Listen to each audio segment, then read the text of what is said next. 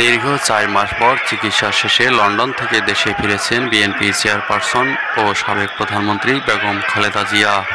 মঙ্গলবার ৬ মে ২০২৫ সকাল ১০টা ৪০ তাকে বহনকারী কাতারের আমিরের বিশেষ বিমানটি রাজধানীর হযরত শাহজালাল আন্তর্জাতিক বিমানবন্দরে অবতরণ করে। একই ফ্লাইটে খালেদা জিয়ার সঙ্গে দেশে ফিরেছেন দুই পুত্রবধূ জোবাইদা রহমান ও সৈয়দা শর্মিলা রহমান। বিমানবন্দরের আনুষ্ঠানিকতা শেষে বেলা ১১টা ২০ নেতাকর্মীদের বাঁধ ভাঙা উল্লাসের মধ্য দিয়ে বিমানবন্দর থেকে গুলশানের বাসভবন ফিরে যাওয়ার উদ্দেশ্যে রওনা হন তিনি। সকাল থেকেই হাজার হাজার নেতাকর্মী বিএনপি চেয়ারপারসনকে স্বাগত জানাতে বিমানবন্দরে জড়ো হন। খালেদা জিয়ার গাড়ি বিমানবন্দর থেকে বের হওয়ার সময় তারা স্লোগান ও করতালির মাধ্যমে উল্লাস প্রকাশ করেন।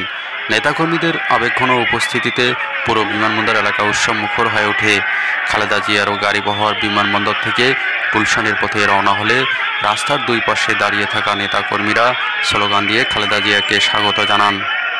খালেদা জিয়া গত ৮ জানুয়ারি উন্নত চিকিৎসার জন্য যুক্তরাজ্যের লন্ডনে যান। সেখানে লন্ডন ক্লিনিকের বিশেষজ্ঞ চিকিৎসকদের তত্ত্বাবধানে চিকিৎসাধীন ছিলেন তিনি।